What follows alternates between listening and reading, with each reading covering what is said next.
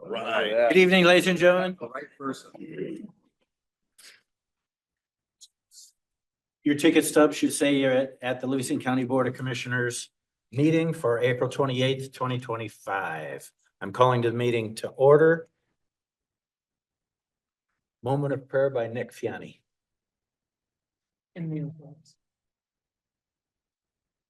Dear Lord, we humbly ask your protection for all our men and women in military service.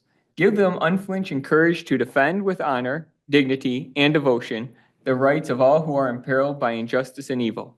Be their rock, their shield, and their stronghold, and let them draw their strength from you. Through Christ our Lord, amen. Amen. If you kindly stand, remove your hats, and say the Pledge of Allegiance. I pledge Allegiance to the flag of the United States of America and to the republic for which it stands, one nation, under God, indivisible, with liberty and justice for all.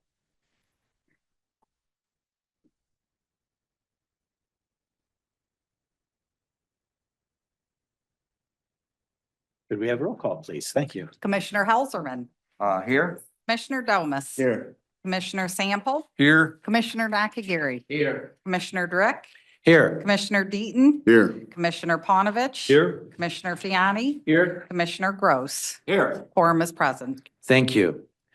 Item number 5 on our agenda would be to approve tonight's agenda. Can I get a motion to approve? So moved, Mr. Chair. Thank you. Gross. Motion by Domas, support by Gross. All those in favor, kindly voice vote, say aye. Aye. Any opposed? The vote was 9-0 for approval of agenda. Round to number 6, recognitions. First up, Commissioner Deaton. Thank you, Mr. Chair.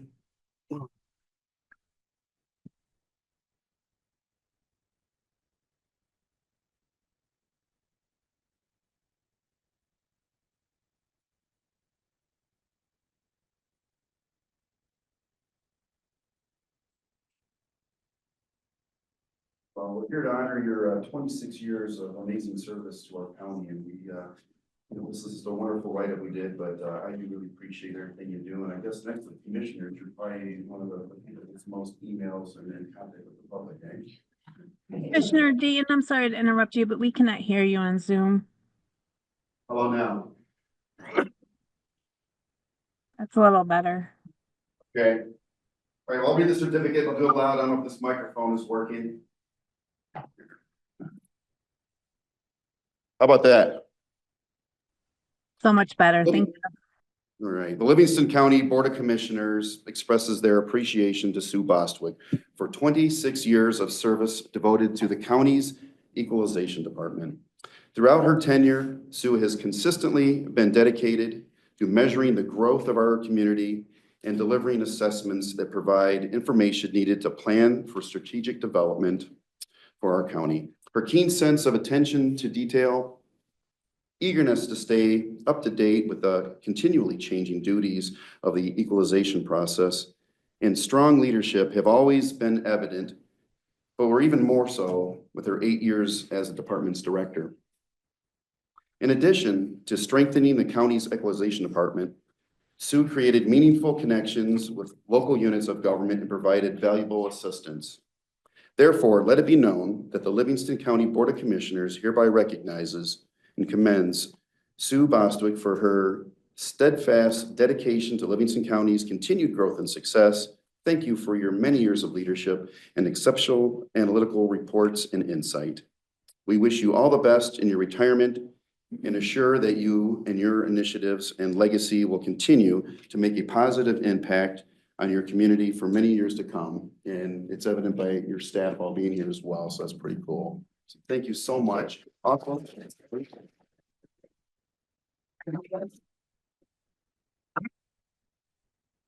Well, if it's relevant, we give you a challenge point for a job well done. This is Bravo Zoo on it. And then would you come up here and take a picture with us, please? Sure. Thank you, ma'am. So.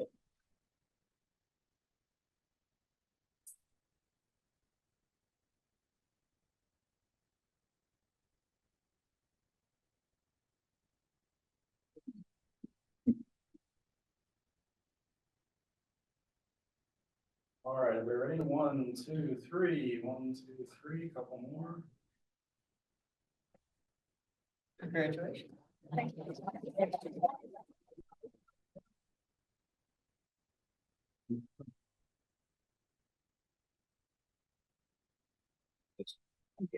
We're gonna miss you, Sue. Come back and see us. I will. Thank you. Thank you for everything you've done.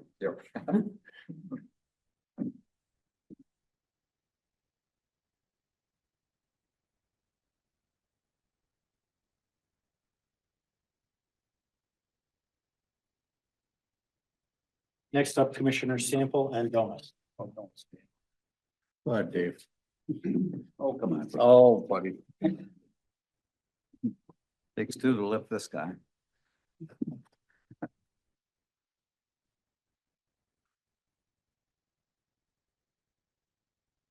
Pat, you wanna come up here? Don't be shy. He is I'm not shy. I'm gonna get you in the middle. And, thank you. Bob, I'm gonna read this and it's long in coming. I'm sorry that it took us so long we didn't have enough paper.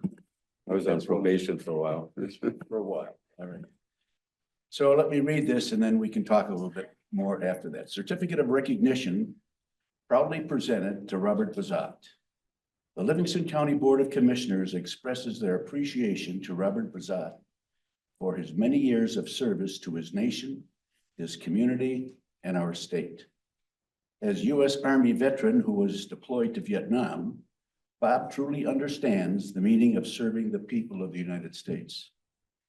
Locally, Bob kept the county safe as a corrections deputy before going on to serve 3 terms as our Livingston County Sheriff.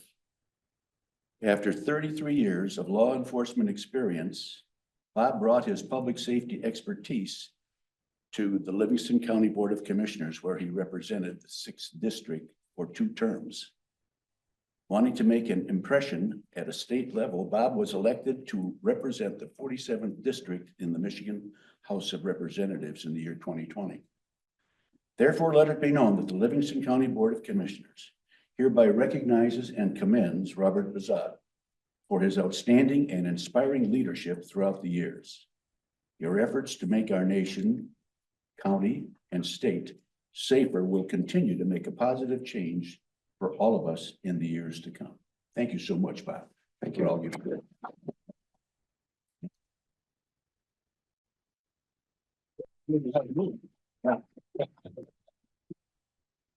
Okay, Am I allowed to say anything first? Oh, yeah. Murphy knows what's coming. you want me to leave the room? No, well, I just like to, we're blessed in this county. We got great law enforcement, great public safety, and Sheila and I have raised our family here, so Livingston County's been great for our family, and we can't thank them enough. But on a lighter note, Murphy and I always have this thing going on where who's ever up first gets to talk about the other guy. And Murphy called me when I decided to run for state rep. I'm not surprised. And he told me, I'm not gonna exactly say what you said, but basically I was a dumb shit. And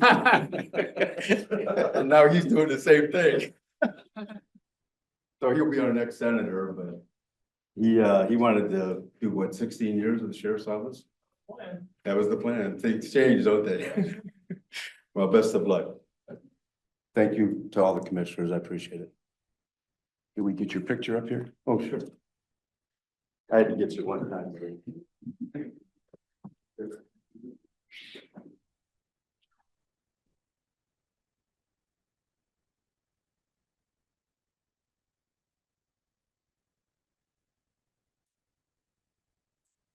I should say, I fit.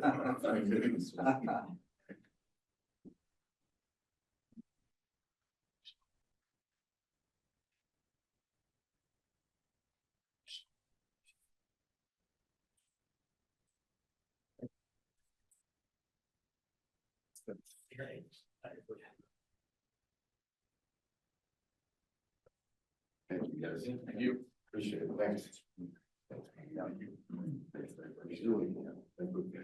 Appreciate it. Thank you. Thank you.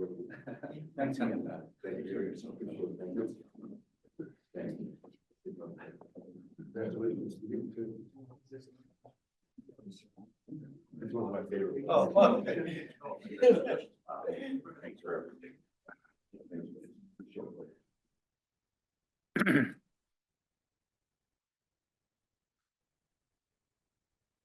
Bob, did you want to say a few words now that you got the whole room to your, No, I already did. you already got them? Normally I wouldn't say anything, but I had to take a shot.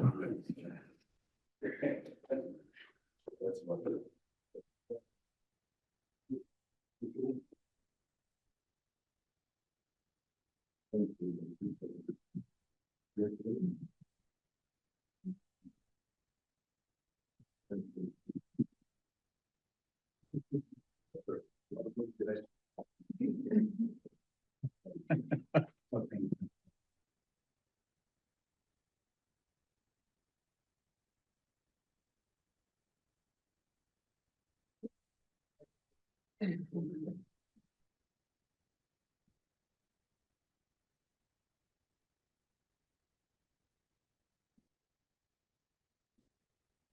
And now we're back to the agenda. We're at number 7, correspondence. Does anybody have correspondence that they'd like to bring forward? We're past that. We're on to call to the public. This is 3 minutes. Have any cards? I do not have any cards. And Krista, are there any Zoom hands? No, sir, I do not see any. Call to the public is now closed. We're on to item number 9, A and B. First is approval of minutes dated March 24, 2025, and a second meeting minutes dated April 15, 2025. Can I have a motion on both A and B? Motion, I move to approve the minutes. support Dayton. Motion by Commissioner Fiani, support by Commissioner Deaton. All those in favor, voice vote kindly say aye. Aye. Thank you. 9-0 is my count and what I heard. We're at number 10. Any tabled items from previous meetings? I believe there are none, but I could be corrected. None. We're on to number 11, reports. Does any commissioner have a report they'd like to give? Commissioner Deaton, you have the floor. Thank you, Mr. Chair. Just a quick thank you to Mark, our director, for the airport tour. Really appreciate it. And it was very enlightening and talk about the expansion and what's going to be happening and with all these resolutions that come through. So thank you. Thank you, sir. Any other reports by commissioner? Seeing none, we're moving off 11. We're on to item 12, which should be our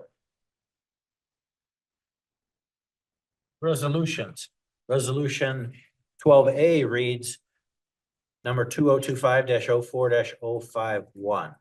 It's a resolution authorizing appointments to the Human Services Collaborative Body. Can I get a motion? So move, Helserman. Support, Domas. Motion by Helserman, support by Domas. Discussion? I think there's already a motion though for it on the table, because it was postponed. That's correct. Comment, discussion, questions, analysis? So do we need to move it to be on the table then? Is that what we need? No, I think not. I think it was postponed to a date certain, so we're Okay, good. so it's already been moved then. So, okay, that's good. Discussion? Commissioner Fiani, you have the floor. so I know back at the end of last year, there was a lot of discussion regarding these appointments, and I want to thank Director Bowling and Director Conklin for some information you provided to me recently. I'm still awaiting some information from the state pertaining to the mandated positions and the original letter that addresses this type of committee.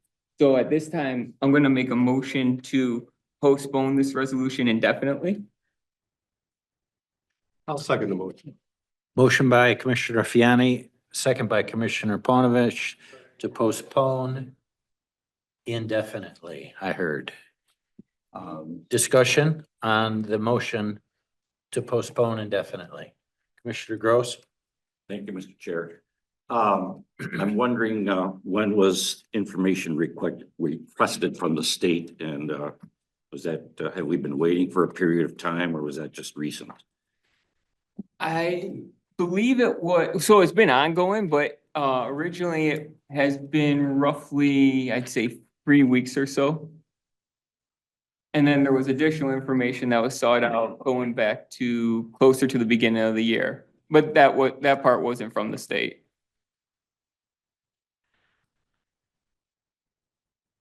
I would like to offer an amendment to the amendment, to have this postponed indefinitely and make it time specific. I hate to see this thing lingering on and on. So there's two things. One is, my motion wasn't a motion to amend, but rather to postpone. And that would have to be, action would have to be taken on that first. The second thing is, once a, motion to postpone to a certain date has been made, then if a motion to postpone again is made, it has to be indefinite according to Robert's Rules of Orders. I guess my question is, when can we anticipate seeing this resolution before us again? I would say when the state's able to provide the letter that's originally referenced by the HSCB bylaws and also by the original resolution from 1996. It doesn't answer my question. When can we expect to see this resolution again? Best estimate. Possibly a month, 60 days, when?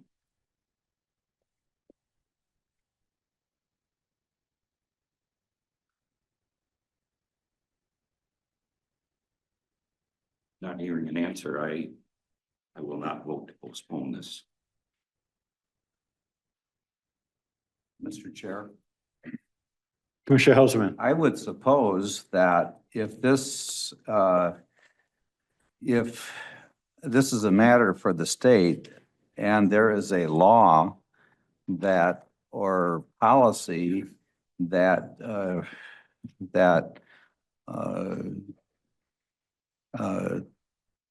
that lays out how it's supposed to happen, I would suppose that that is readily available to anybody who asks for it.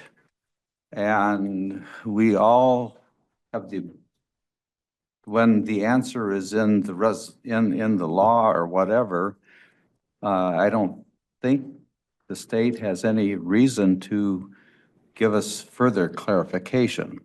And I haven't looked into this.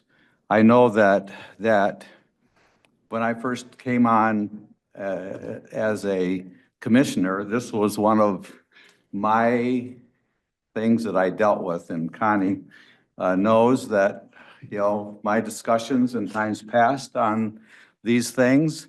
And when we first made our resolutions, we knew that there were certain things that we had initiated, that as the commissioners, there are certain things that are by state law and certain things. And in my mind, those things have kind of, in my mind, this discussion has been had 5 or 6 years ago. And I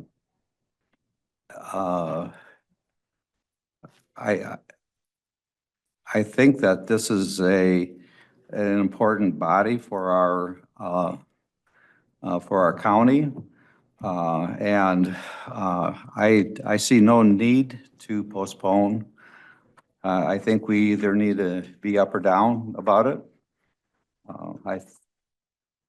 You know, if the state doesn't give us information, we have the ability to find it ourselves. And I think we should have, if that's the information we wanted, we should have gotten it by now. So there's no reason to postpone.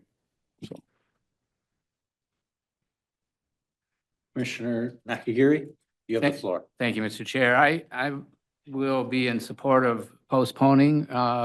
If not postponing, I would be voting against the appointment for the reason that, questions were asked about the candidates and where they stood on significant issues that I think have significant issues relative to the role we're going to put these people in.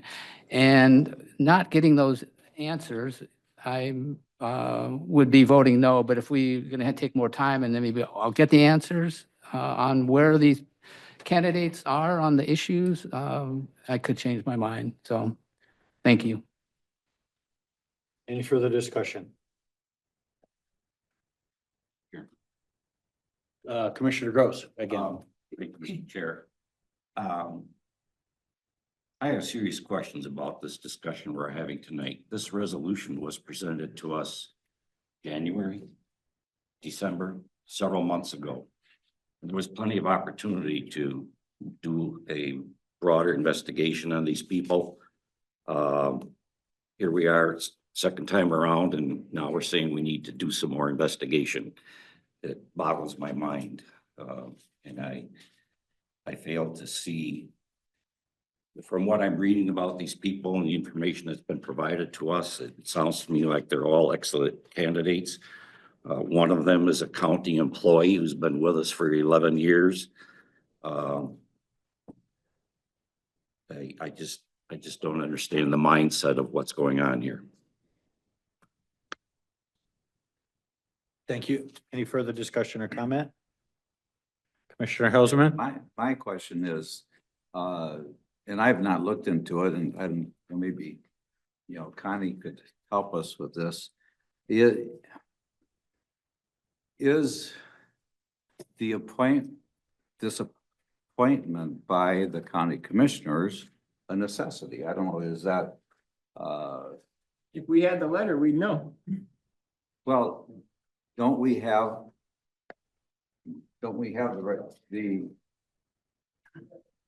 can anybody find the documentation?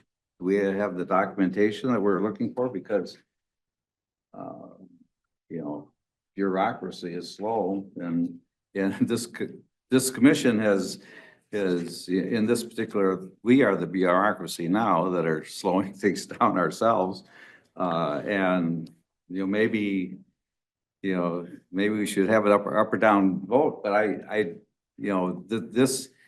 this collaborative body, as I've said before, and I've had similar questions that you have had, and Connie knows I've raised them before. But as a whole, this body is one of the shining lights of Livingston County. And these, except for one, these are returning members. So if this body has done something very egregious that we cannot reappoint sitting members, it seems like by now we would know that these people were going off the track as we might define it. So I'm completely satisfied to go ahead and vote for this. I see no danger in to the county. In fact, I think it's, well, what is this valuable body to think of their work? I hope that their work goes forward. Several years ago, this commission did not appoint people to the Parks and Recs committee. Well, the Parks and Recs committee had things to do and whether we should have or shouldn't have had, we went forward because every action that we did had to come back before the board. So I don't know if we don't appoint these people, this board, which has a good reputation in our county and our community and probably across the state, I don't know what the option is. I don't know. I'm happy to go forward with this. So. Thank you. Further discussion? Commissioner Sample? Do we know what we're required to appoint to this board? We don't. because we didn't get the letter, right? Correct. And we didn't postpone this to now. This is previously postponed by who brought the resolution forward. Correct. So we didn't prolong it till now. We did not postpone it. This was an agenda item. It previously. was taken off the agenda by the people that proposed the amendment, that resolution.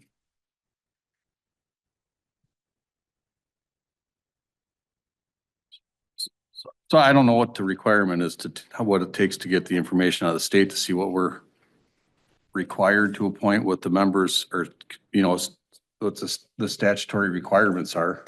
I think we should probably know it.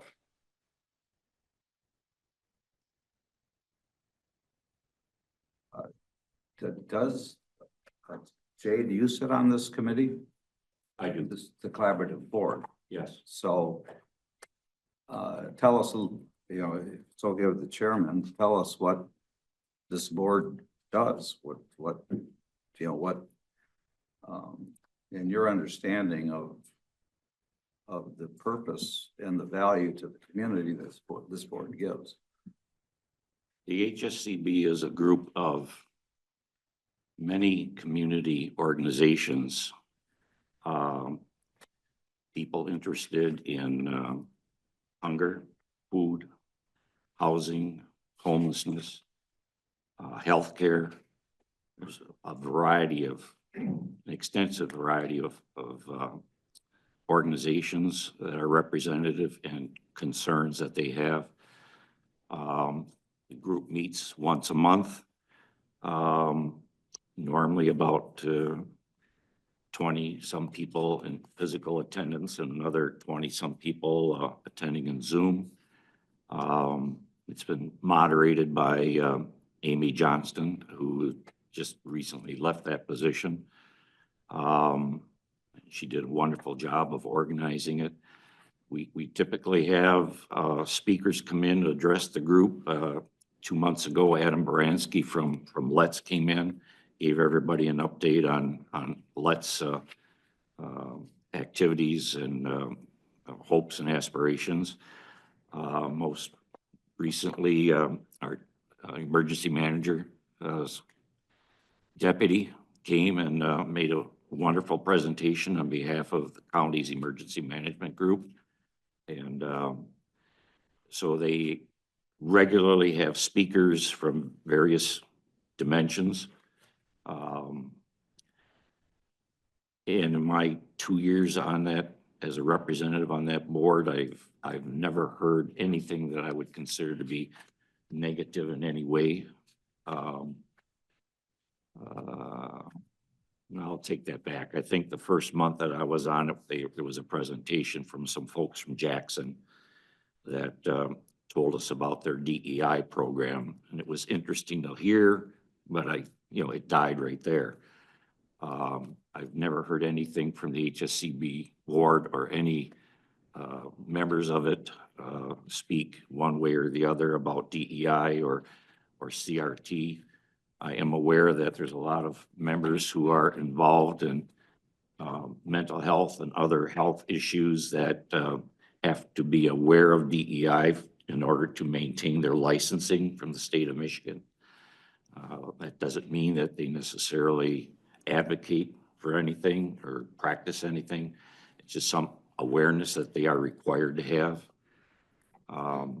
My thoughts are that it's a very well-run organization, and I'm very pleased to be the county representative to that group.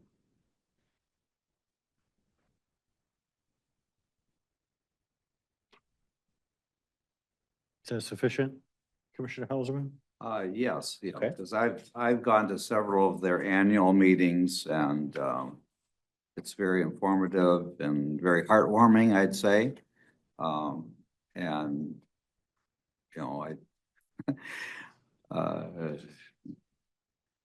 in a free society, we have to expect that there will be people that don't agree with us on every point, and some people that may work against our point.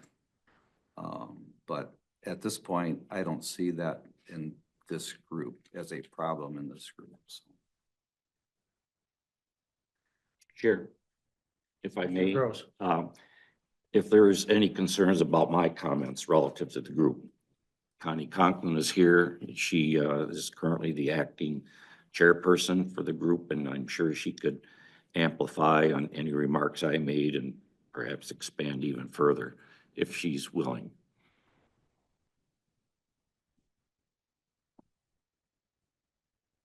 Would you please?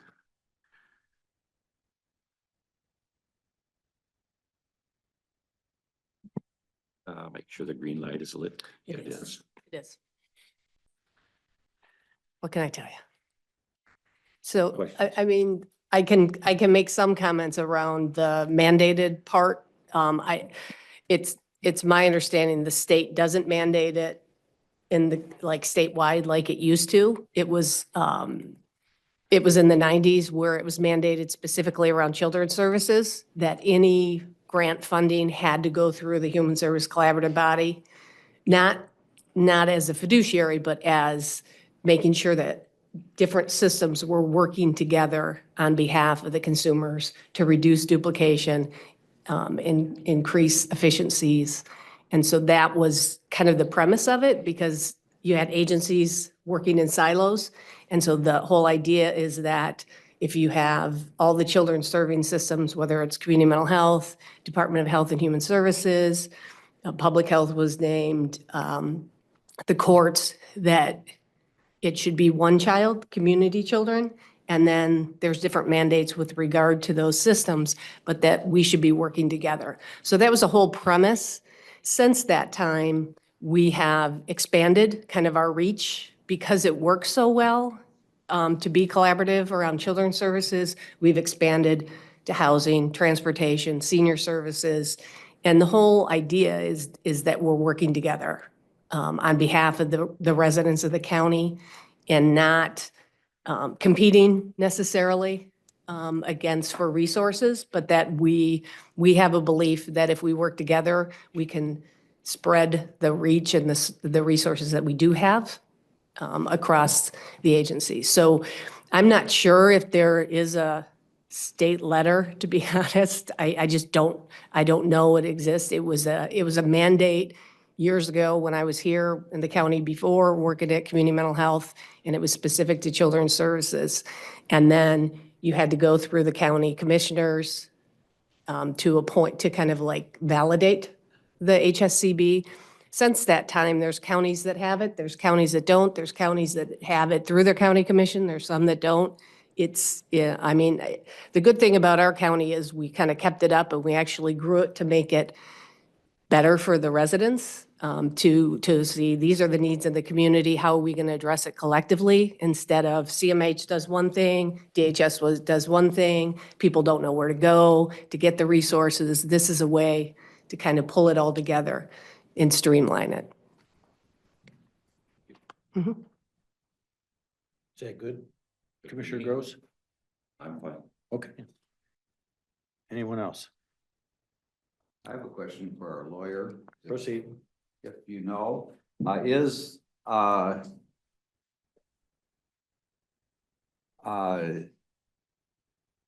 in that this organization is rather independent, you know, is there a possibility that they don't need our stamp of approval to put people on their board? That's a possibility. That's just not how it's currently organized. So the resolution creating this body by the Livingston County Board of Commissioners retained appointment authority for certain positions on the board. So until you change that or change the structure, I guess the short answer is they could operate independently. They just currently aren't structured that way. Okay. So this board in the past said we want to have the authority to appoint to this collaborative body. And we could give up that authority. You could. They're currently structured as an advisory board to the Livingston County Board of Commissioners. Okay. So, and so all of the structure of this is in a resolution sometime in the past. So, who, because right this point, these, the ones that we're talking about, they have special, therefore a special group of people or another group of people or a special group of people. And I would assume that that's all, so the question that Nick has is really to be found in our own resolutions as opposed to what the state. No, the resolution unfortunately references a letter that we can't locate from 1996 as far as what are the mandated positions. So it's a little Okay. chicken and the egg about who's supposed to be doing what. But at this point, we submitted a FOIA. We were told the records are no longer, at least they didn't respond to the FOIA because it's outside of the retention schedule. So old. We've looked here at the county level. We've looked at my office because we were probably involved back in 1996, just have not been able to locate this letter. So the original chicken has not been found. Therefore, Whether it's the egg or the chicken, right? Right, so, okay. And you asked earlier, and I just wanted to follow up, there is no statutory structure that we have to comply with. This is a reference to a document from 1996, and then our bylaws say what the positions will be, HSCB bylaws. So we have, we do have the bylaws. Okay, and those bylaws were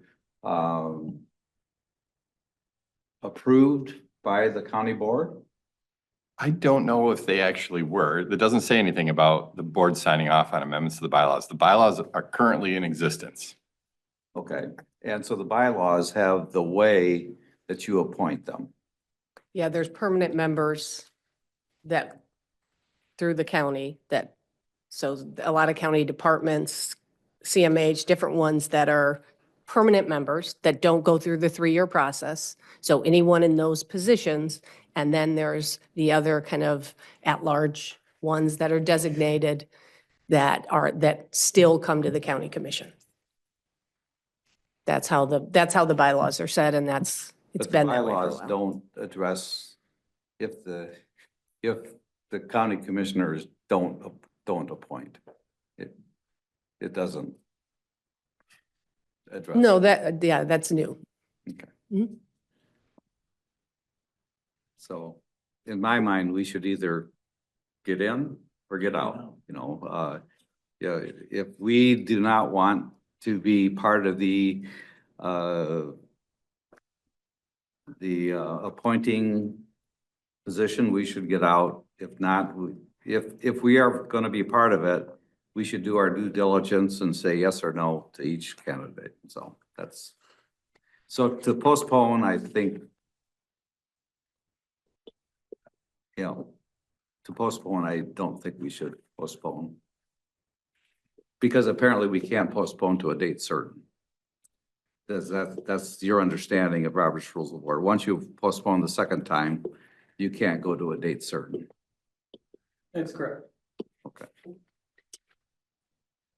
I'm ready to not postpone. Thank you. Has the collaborative body been,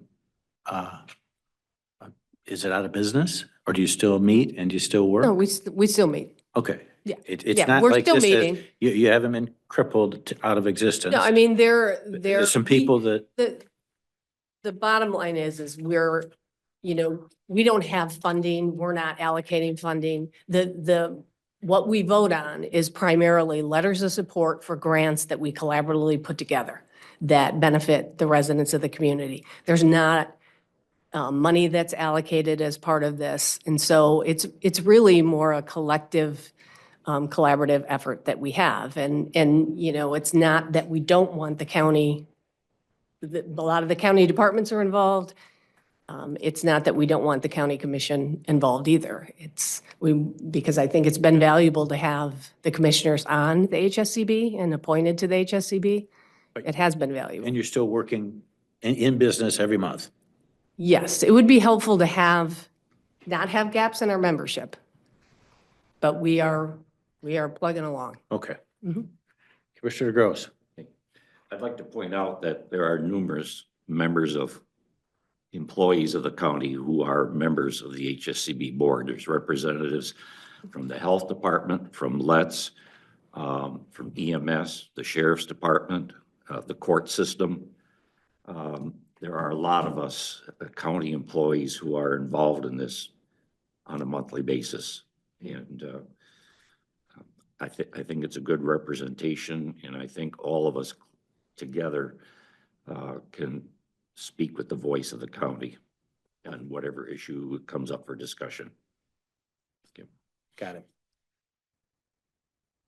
Commissioner Nakagiri. More of a technical question here. Ms. Conklin, I have a question here. What county agencies are involved? I think by Commissioner Gross, I understand the Health Department, Let's, EMS, the courts, Community Mental Health. Are there others? Yes. Are they on the? board? LASA is a permanent member. I probably have it in my folder back there. The actual, if you want me to, I don't know if I'll get them all. I've got it. I should, I'd have them memorized. Want me to read them? Sure, thank you. Livingston County Director of Public Health, Livingston County Director of Department of Human Services, Livingston County Director of Community Mental Health, Livingston County Prosecutor, Livingston County Family Court, Juvenile/Probate Judge, Area Agency on Aging 1B Director, Livingston Educational Service Agency Superintendent, Livingston County Director of Planning, Livingston Washtenaw Substance Abuse Coordinating Agency Director, Director of St. Joseph Mercy Livingston Hospital, 2 Livingston County consumers who are not employees of any agency eligible to receive funding or funding recommendations from HSCB, 1 Livingston County citizen who's not an employee of any agency eligible to receive funding or funding recommendation from the HSBC, 3 at-large positions, 6 private, parentheses, not-for-profit and/or for-profit human services agency directors, 1 Livingston County business leader, and 1 Livingston County commissioner. Thank you.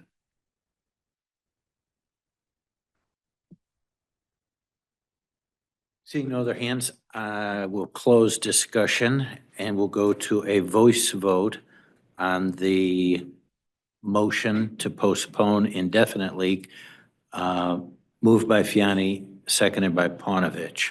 Voice vote. All those in favor kindly say aye. Aye. Any opposed? Aye. No. I'm hearing 2 opposed. Am I correct? I'm hearing 7-2. The postponement motion passes. We're on to resolution 12B. It's 2025-03-052.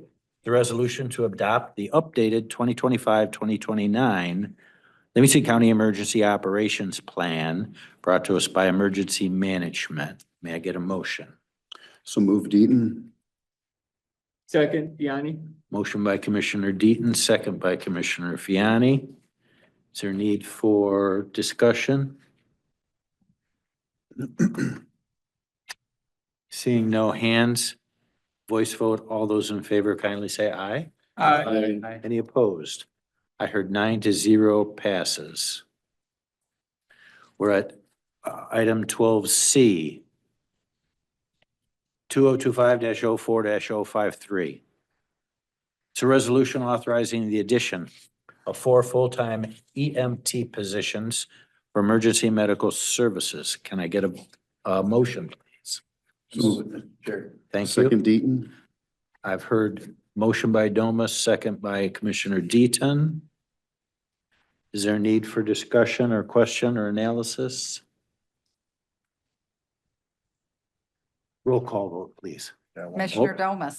Excuse me, I was too quick. Okay. Thank you.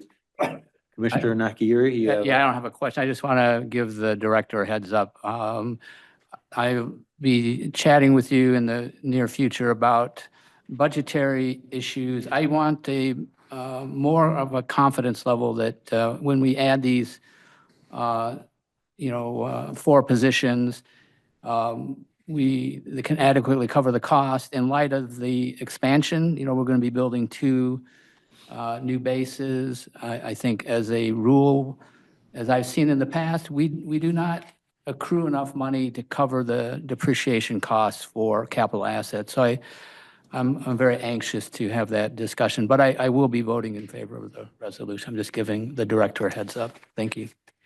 It's not a call for him to respond, correct? Very good, thank you. I understand it.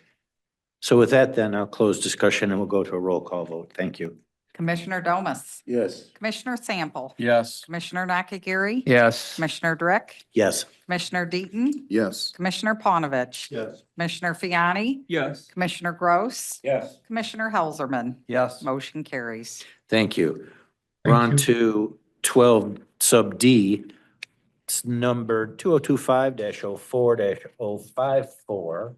It's a resolution approving the 2025 plan of organization for our health department that'll be sent up to the state of Michigan, correct? So move, Helserman. I'm hearing a motion by Helserman. Is there a second? Second, Sample. Second by Sample. Any discussion? I have a friendly amendment, if I could. Proceed. In front of you,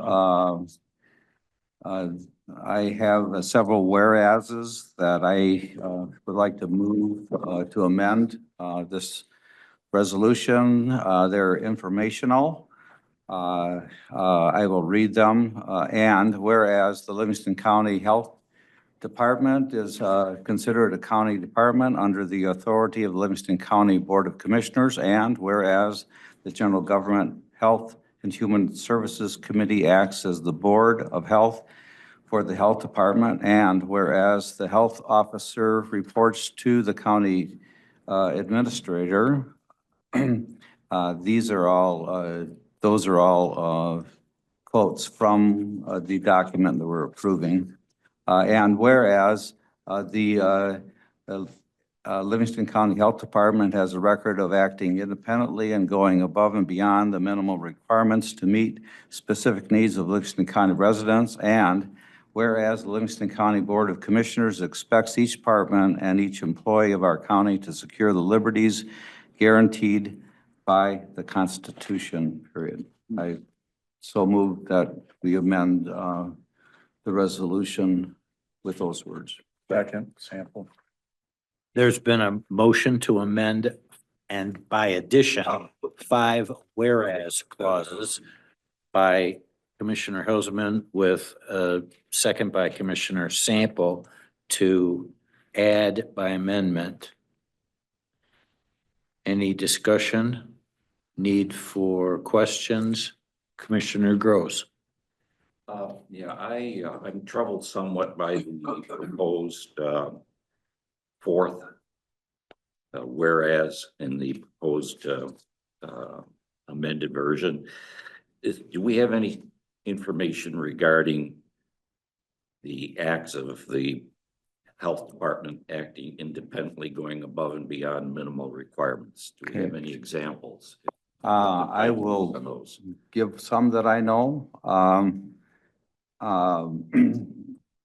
I went to my dentist and who has, he's one of the people that is regularly inspected by the health department. And I said, I asked him how things were going with the inspections, and he said, the state,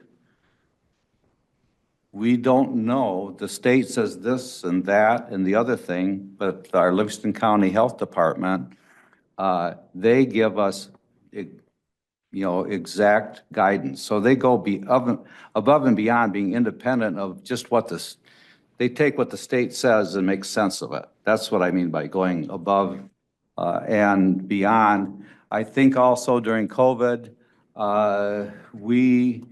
our health department, we waived some fees, inspection fees. And there were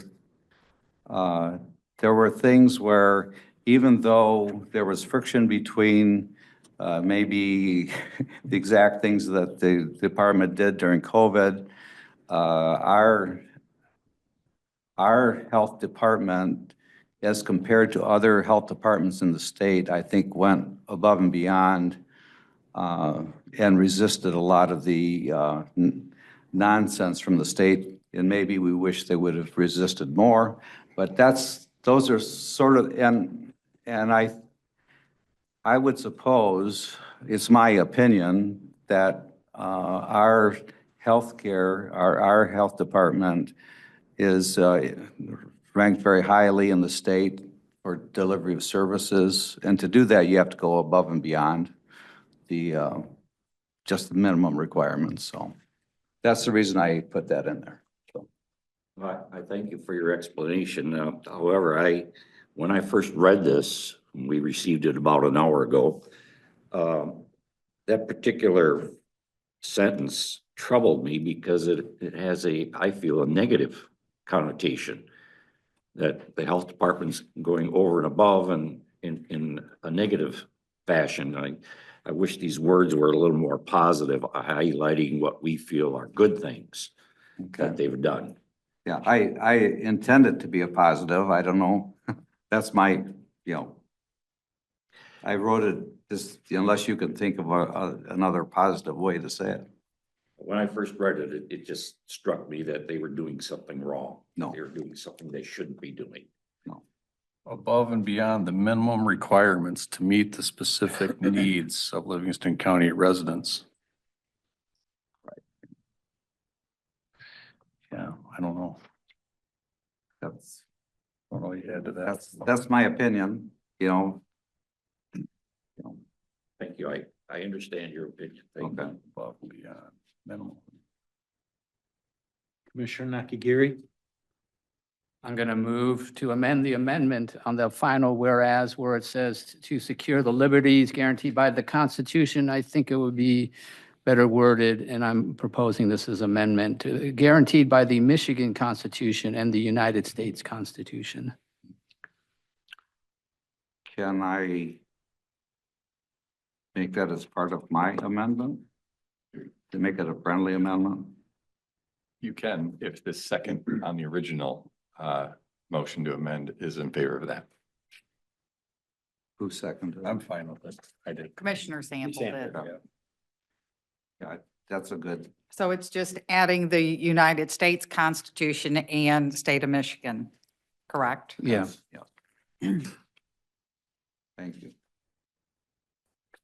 So now that we have a complete understanding of the 5 whereas clauses with that bit of a addition, any further discussion?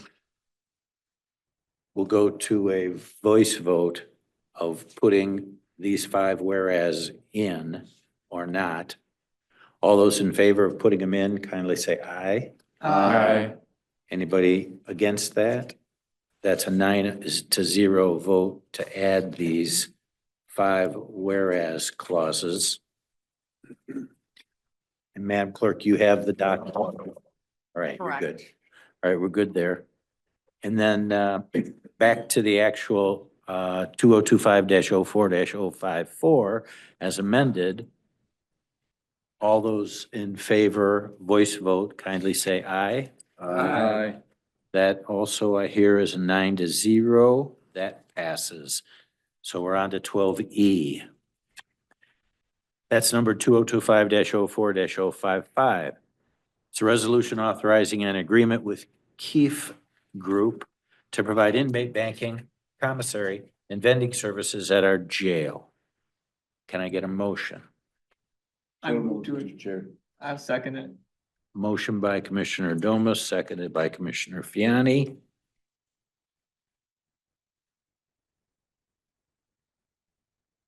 Any discussion? Seeing none, voice vote kindly. All those in favor say aye. Aye. Any opposed? I'm hearing 9-0, 12E passes. We're at 2025-04-056. It's a resolution of intent to apply for financial assistance for fiscal year 2026 under Act 51 of the Public Acts of 1951 as amended, brought to us, and it concerns Livingston Essential Transportation Service. Can I get a motion? So move, Alderman. Thank you. Support Deaton. Motion by Commissioner Hilserman, support by Commissioner Deaton. Any need for discussion? Yeah. Commissioner Sample, you have the floor. I may have missed this, but I got one question. Where does the local other come in? Like, where does the 2 million come from? Commissioner, that is everything that is not federal or state funds. So, just to sort of cut to the chase, the 65,000 that the board appropriates is still 65,000 in this application. It's all the revenue we generate, generates from service, partnerships. It also includes a contribution for the Michigan Flyer Service that Indian Trails puts in. So it's kind of, it's a grab bag of everything that's not state and federal. So mainly private funding then, or self-generated Yes, funding? yes, correct. Yeah. Thanks. You're welcome. Any other question or discussion? Seeing none, it will be a voice vote for 12F. All those in favor kindly say aye. Aye. Any opposed? I'm hearing 9-0, it passes. Thank you. You're welcome. We're on to item 12G. It's number 2025-04-057. It's a resolution to authorize a first quarter budget amendment to the fiscal year 2025 budget. Can I get a motion? I move to adopt the resolution. Motion by Fiani, Support Helserman. second by Commissioner Helserman. Any final questions or analysis? Any discussion? Seeing none, I'll close that. We'll go to a roll call vote, please. Commissioner Fiani, Yes. Commissioner Gross, Yes. Commissioner Helserman, Yes. Commissioner Domas, Yes. Commissioner Sample, Yes. Commissioner Nakagiri, Yes. Commissioner Drick, Yes. Commissioner Deaton, Yes. Commissioner Panovich. Yes. Motion carries. Thank you. We're on to 12H. It's a resolution authorizing Livingston County's 2026 annual budget process and calendar, brought to us by our administration. Can I get a motion? I move to adopt the resolution. Support. Motion by Commissioner Fiani, support by Commissioner Helserman. Any discussion? Commissioner Gross. When I look through page 3 of the resolution that has the 2026 budget calendar, I note that we have a BOC work session scheduled for May 28th this month, or the coming month. And curious if that's rock solid. Do we have, is that it could be an all-day session? Or is it similar to others, like 9 to 12? Well, if this doesn't pass, it's not rock solid. If it passes, it's pretty rock solid, but no, I mean, we try really hard to accommodate schedules. It's difficult. Our hope is to have it that day. We usually have it last week of May, first week of June, sometime in that time frame. It's gone anywhere from 1 hour to 8. So it just kind of depends on how the conversation goes that day, but I assume it's might be a tough date for you. Is that possibly the challenge? Yeah, so I'm happy to look at other possibilities, but we do want it to be in that time frame because it relates a lot to everything that comes afterwards. Bottom line, we should anticipate in an all-day, possibly an all-day event. Possibly, yeah. That's all. Thank you. Yeah, thank you. Any other questions?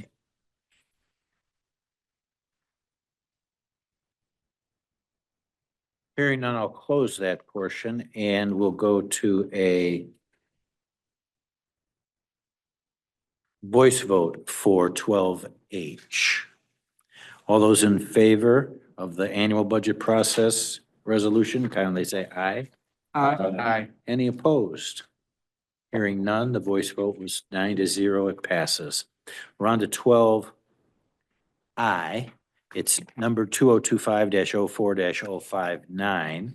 It's a resolution to concur with the Livingston County Aeronautical Facilities Board to enter into an agreement with C&S Companies of Livonia, Michigan for construction and administration for the snow removal equipment building at our airport. Can I get a motion? I'll move sample. Support Deaton. Motion by Commissioner Sample, support by Commissioner Deaton. Any discussion, questions, comment? Seeing none, I'll close that. This will be a roll call vote. Commissioner Sample, Yes. Commissioner Nakagiri, Yes. Commissioner Drick, Yes. Commissioner Deaton, Yes. Commissioner Panovich, Yes. Commissioner Fiani, Yes. Commissioner Gross, Yes. Commissioner Helserman, Yes. Commissioner Domas. Yes. Motion carries. Thank you. We're on to 12J, number 2025-04-060. It's a resolution to concur with Livingston County Aeronautical Facilities Board to enter into a ground lease agreement with DCM Investments LLC for airport property on Grand River Avenue. Can I get a motion? So move Gross. Support Deaton. Motion by Commissioner Gross, support by Commissioner Deaton. Any discussion, any questions? Commissioner Nakagiri. Yeah, I have information for my colleagues, and if I see Mr. Johnson's coming up, I want to make sure I don't misspeak here. Mr. Johnson and myself, and then I had conversation, and then I also, as did Mr. Johnson, spoke with Tim Perrone from Cole Stoker, who is the guy with the knowledge in the airports. And so when the answer first came back to the board saying, no, we cannot have a different price for this lease, everybody has to be the same. I appreciate Mr. Johnson took the initiative and called the Michigan Department of Transportation, I believe the director of the department. Of Aeronautics. Aeronautics. And so the answer is we could charge a different lease rate. Do I have that correct? If we can establish one moving forward based upon a study to determine what that base rate should be. Okay. So I was concerned when I heard that we can't, have a different rate because that locked us into having the same rate that we have today. Because the other, we have contracts with, how many clients are out there? How many land leases? I think this would be 9 or 10. So say we have 9 or 10 other contracts that are already at the same rate. And if we had to charge everybody the same rate, this new client would be the same rate. And then when, say, client number 1 comes up for renewal, we'd be stuck. We couldn't, the feedback that we got initially was we couldn't raise their rate because it'd be different. But in fact, we can change the rate. And I will be supporting this resolution, but I also want to make my opinion known that I'm concerned. I'd like to see an analysis done that shows that the revenues generated by the airport are sufficient to cover all their costs. Because while it's not a statutory requirement, that saying that we have to charge the same rate, it's a requirement out of because there's some grant requirements. There's, according to Mr. Perrone, 3 elements of that. We have to charge rates that are commensurate with our costs. That sounds reasonable. A second one is that we can't be skimming off money and putting it into the general fund. I think that's reasonable too. And that we cannot be taking money from the general fund and putting it into the airport. And so I just want to make sure that analysis is done, looking at the new expenses that we're going to have for the new $2 million building, which includes the operational expense and the depreciation. Depreciation is something that I've concluded, looking at Mr. Eggleston's software, that we are woefully behind on what we should be setting aside. And I just want to make sure that doesn't happen with non-general fund accounts. So outside of this meeting, I'll be chatting with, this is a heads up, with Mr. Johnson to put together that analysis and present to the board. So thank you very much. You're welcome. Any further comment? I have a question. Okay, so. Proceed. I think Commissioner Nakagiri's point is well taken, but the question is, how do we initiate that? Who initiates that? And a study is going to cost money, and who pays for the study to do that? And maybe that is something that you can look into and come back to the board at a certain time with a proposal to pay for that in some way. So, because I think that that would be in your interest to make sure that we are charging correctly. You are not overbilling and not underbilling, you know.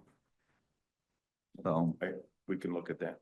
so if the chair would agree to that or. Please do it. Okay. Thank you.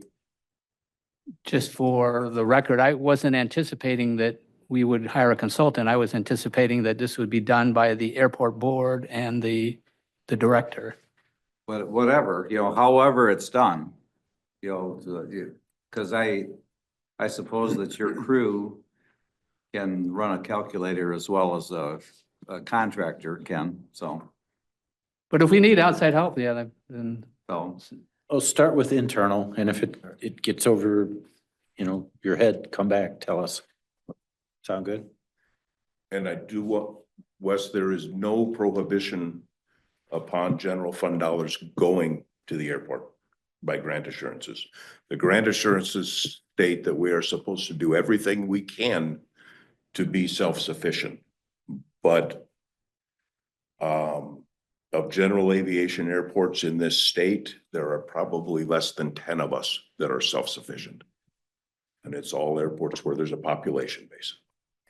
That's different than my recollection in speaking with Tim Perrone, but we can address that outside of the meeting. I mean, I didn't ask for a written legal opinion, so it's not in writing, but I do quite clearly remember the three tenets of, you know, what Mr. Perrone said, the three things I said.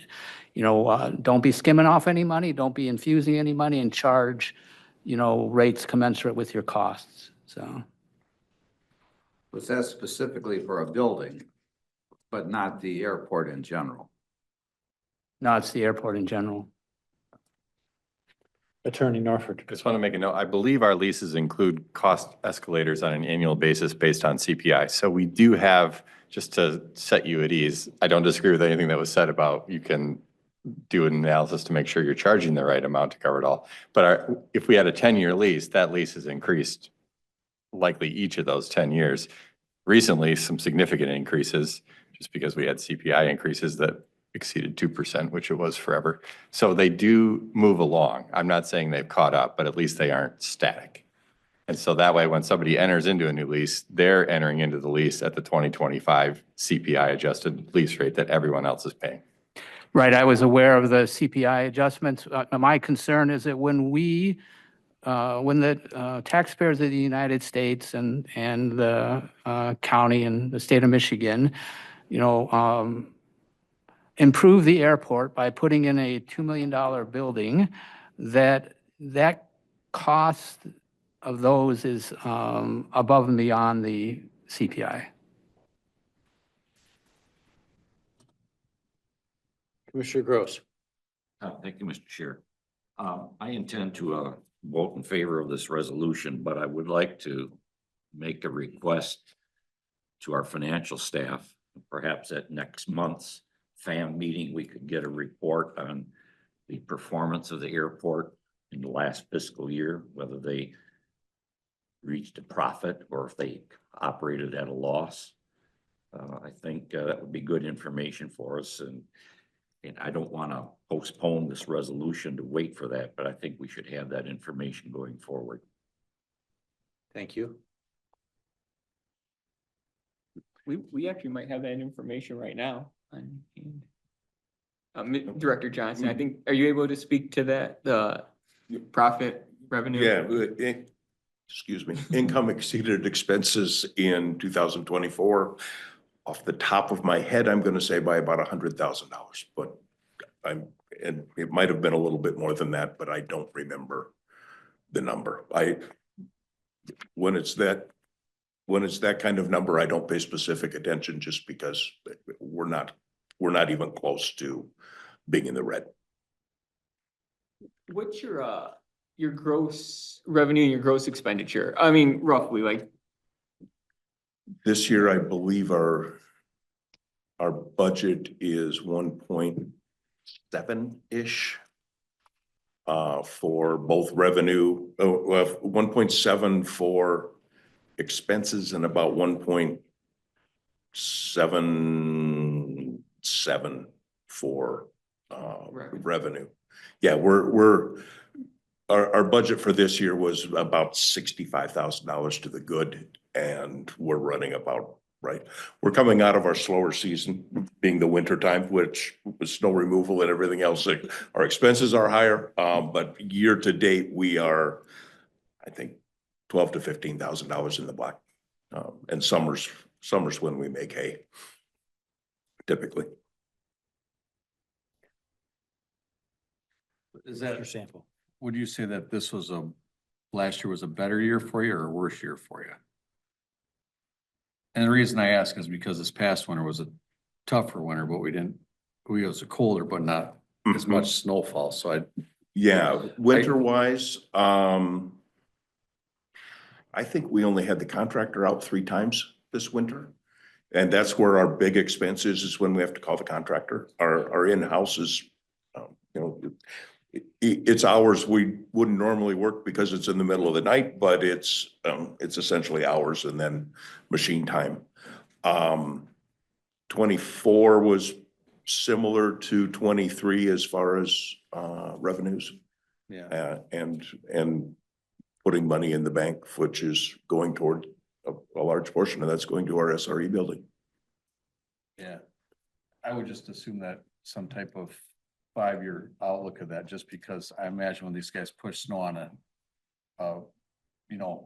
more often than not, it would probably jump your expenses, I would think, quite a bit. Not saying that's With a lots of negative thing, I'm just contractor, you saying mean? that- Yeah, lots of contractor time definitely Just saying you increases could see ups and expenses. downs in revenue based on just how bad the nightmare weather can be sometimes. But we've had, I think this year to date, I'm gonna say it's in the $20,000 range. We've had years where it was 60, and our contractor hourly rate was much half of what it is today. Right. When it was that kind of money. It was a bad winter with lots of snow and lots of storms. But at that time, we didn't do any of the snow removal ourselves. That was all contract at that point. Does your snow removal amount that you guys will try to take care of, will it increase with the new building? Will you take on more responsibility of it or? probably Not initially. What we need, part of the new building is room for new equipment as well. At that point, we will take on some more once we've acquired additional equipment. We don't have a large front end loader with a large blade on it to clear ramp areas, apron areas. We do good with runways and taxiways because we're using that broom. It pushes it off to the side, but ramps, you need to be able to go straight ahead, and the broom does not go straight ahead well at all. Thanks. Any further question or comment? Commissioner Nakagiri? A question for legal counsel. With regards to setting our revenues, revenues to equal our expenses, how should we handle, our reserves building? What is a typical amount of reserves if our revenues equal our expenses, but our reserves are too low? How is that handled to build the reserves back up? Don't know if that's a legal question. And I also don't know for airports specifically how they normally would operate. I will say county governments operate with, I have county governments with 15% in reserve and some with 140% in reserve. So I think it just depends on the size and the scope of the operation and what they are on an annual basis. But if I take my lawyer hat off, I think that just building in contingency each year and then you wind up with a surplus is probably the best way to operate an operation of this size. So I take that as it really is a matter of what the airport board has as a policy. Correct. Okay, thank you. Further question or comment? Director, I note that the resolution says there was a standard land lease, that you'll use the standard airport lease for this ground lease. And the fourth whereas, Yes. can you send me a copy? Nothing was attached. Yeah. Do you have any? Yes. Okay. Well, then you and I had the discussion, it got altered, and I think I sent you the other one earlier today. I tore apart my office. I Okay. couldn't find, I thought we talked about it. I couldn't find my notes or anything. Perfect, thank you. That'll be what it comes through. Correct. Perfect, And you should have gotten the final version this afternoon. okay. And that'll be the same with the next two resolutions, right? Correct. Good. I won't have to ask. Thank you. All right, I'll close discussion with that unless that has triggered any further questions or curiosity. Seeing none, we're voting on 12J, the ground lease for the airport. All those in favor, voice vote, kindly say yeah, aye. Aye. All those, any opposed? 9-0, that passes. We're on to 12K. It's number 2025-04-061. It's a resolution to concur with the Livingston County Aeronautical Facilities Board to enter into a grant agreement with the Michigan Department of Environment, Great Lakes and Energy, also known as EAGLE, for additional PFAS testing at our county airport. Although, may I get a motion? So moved, Deaton. Thank you. Thank you. I'm hearing motion by Commissioner Deaton and support by Commissioner Domas. Any questions or analysis to be raised? Any discussion? Seeing none, this will be a roll call vote. Commissioner Deaton, Yes. Commissioner Panovich. Yes. Commissioner Fiani, Yes. Commissioner Gross, Yes. Commissioner Helserman. Yes. Commissioner Domas. Yes. Commissioner Sample, Yes. Commissioner Nakagiri. Yes. Commissioner Drick. Yes, Motion carries. thank you. We're on to 12.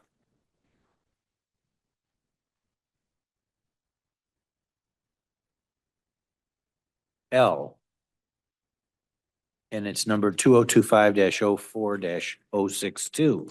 It's a resolution to concur with the Livingston County Aeronautical Facilities Board to enter into an agreement with Tri-Terra for additional PFAS testing at our Livingston County Airport. Can I get a motion? So move, Helserman. I'm hearing motion by Gross, support by Helserman. Any discussion? Commissioner Sample, you have the floor. I have a question that probably doesn't necessarily have a lot to do with the decision on this, but in the event that they were to find PFAS that was where action was necessary to take, would that fall on the airport to mitigate that, or does that go back to maybe the fire with the Cessna and an insurance claim that results back from that? That's probably a question for the gentleman behind you. My expectation is that Eagle would help fund any remediation that had to be done as well. There's some airport-specific PFAS funding that the state legislature has been putting in, and it's only for airports. PFAS is a big problem on a lot of airports. If they have firefighting, one of the requirements is you test that fire truck every day. So you're spraying foam, and that foam has escaped and moved all around airports. Ours is different in that it was a one-time event. But there's money that other airports are seeing to go towards remediation. I would expect that we would qualify as well. And we haven't had to do any to date. No remediation to date. Well, other than at the initial time of the accident, we had to suck up some groundwater. And we removed a little bit of soil, but it was mostly water. But that was as much for fuel as it was for PFAS at the time. Thanks. Commissioner Nakagiri, you have the floor. Yeah, Mr. Johnson, I just want to clarify that, you mentioned that some airports have to test every day. They have to squirt some out every day, foam. We do not, is that? That is correct. That is for certificated airports for airline service, which we are not certificated for airline service. But if they call it a Part 139 airport in my world, where Part 139 is what dictates what commercial service airports, their standards. One of their standards is having dedicated firefighting equipment. And part of that is testing it on a daily basis. Okay, thank you. Commissioner Helserman, you have the floor. Just a little bit of reality here. I understand that the wrappers that we get our Big Macs or Whoppers in, that they are covered with PFAS of some sort. I remember when I was in probably kindergarten, my sandwiches from home came in wax paper. And then about 5th grade, the baggies came in. And so we went to baggies, left the wax paper. We never went to McDonald's when I was young, so I don't know what they wrapped it in. But at some point, our country is going to have to come to reality. Either don't worry about cleaning up PFAS or take PFAS completely out of society. And what would we do? Our society, we know, is schizophrenic in so many ways, and PFAS is one of them. So anyways, just a little dose of reality. Thank you. Commissioner Gross. With respect to my esteemed colleagues' comments, I think Secretary Robert F. Kennedy Jr. might be addressing that issue. Okay. Hopefully he will be. So. With that, I'll close discussion. We'll go to a voice vote on this resolution. All those in favor kindly say aye. Aye. Any opposed? I'm hearing 9-0 and it passes. That concludes the resolutions. We'll go into item number 13 on your agenda. It reads accounts payable reports. Sub A, claims dated April 28, 2025. Sub B, payables dated April 8 through April 2024. I'm guessing that ought to be a 25. Edit that. And may I get a motion for both 13A and B? I'll move Gross. Support. Motion by Commissioner Gross, support by Commissioner Domas. All those in favor of 13A and B kindly say aye. Aye. Any opposed? My ears heard 9-0, 13A and B both pass. We're at item number 14, which is call to the public. It's the second one of the evening. It's a 2-minute time limit. Have we any cards? I do not. No cards, thank you. And Krista, is there anyone on Zoom that has their hand raised? No, Commissioner, I do not see any. Thank you very much. Call to the public, item 14 is now closed. We're at item 15. Any comment by Commissioner? Commissioner Deaton. Thank you, You Mr. have the Chair. floor. Thank you. I'll make it quick. I wanted to send a kudos out to the Road Commission. Over the last few years, I've fielded many calls, and they have been outstanding in their reaction time and with follow-up. And then most recently, I reached out for a citizen to Tom Econom, one of our newly appointed road commissioners, and he did us an outstanding job. He went there and visited with the residents and the citizens, addressed their immediate concern, but also took the time to work with the full board and come up with a SAD, so a Special Assessment District, to fix the entire road system in this area for these citizens. So I just want to say thank you. They did a really good job, a lot of good follow-up, and they've always taken care of the citizens whenever I've called. So I just want to say thank you. Thank you. Any further commissioner comments for agenda item 15? Commissioner Helserman. Yeah, I just want to make a comment. I live in Fowlerville, and we have a gem in Fowlerville that I don't think is appreciated very much, the Fowlerville News and Views. I encourage you to look at it every week online.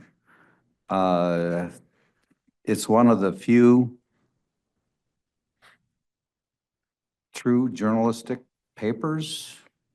It's probably the only one in our county and one of few in our state and maybe in the whole nation, because they give a balanced view. I'd encourage you to write your opinion to Steve Horton and see what's going there. The people of Handy Township. It covers Fowlerville, Weberville, and Williamston. Not Howell yet, but if you want your voice to be heard, it's a good place to put it, so.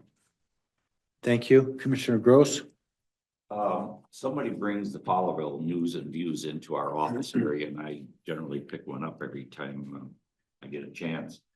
And it's not to demean Commissioner Helserman at all, but generally there's an article in there from the woman who is a commissioner for Ingham County.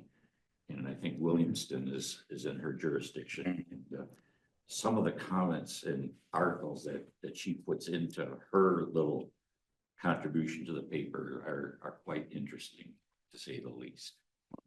Just mention that for reference. She is she is three Republicans, and I think they have 12 or 16 or so. So she is in the minority there, so in Ingham County, our neighbors to the west. I recall last fall during the budget process, in one of her columns, she indicated that their health department had a $4 million problem that they were going to need to solve, that their expenses were projected to be over their projected revenue by that amount. And the Board of Commissioners were going to sit down to try to figure out how they could alleviate that. And I thought to myself about them, good luck. I don't know what they did, but whatever. Thank you. Final call for commissioner comment. Seeing none, that's closed. We go into item number 16. I need a motion to go into closed session. Motion to go into closed session per litigation MCL 15.268E sample. Support Deaton. Mr. Chair. Yes. I suggest that the motion at least reference the 5 cases. We don't have to read them all, but just the 5 cases in the agenda. Yeah, for the purposes of covering the 5 pending litigation situations. And I see that that'll be the record. That'll be how we record it. And I believe it's a roll call to go in. That is correct. Commissioner Sample, Yes. Commissioner Nakagiri, Yes. Commissioner Drick, Yes. Commissioner Deaton, Yes. Commissioner Panovich. Yes. Commissioner Fiani, Yes. Commissioner Gross, Yes. Commissioner Helserman, Yes. and Commissioner Domish. Yes. Motion carries. Thank you. Commissioner, I'll let you know when I have everybody into the waiting room. Thank you kindly. A move to adjourn? Motion to adjourn by Helserman, Support Gross. support by Gross. Discussion? Hearing none. All those in favor, kindly voice vote with the word aye. Aye. Any opposed? 9-0. We are adjourned.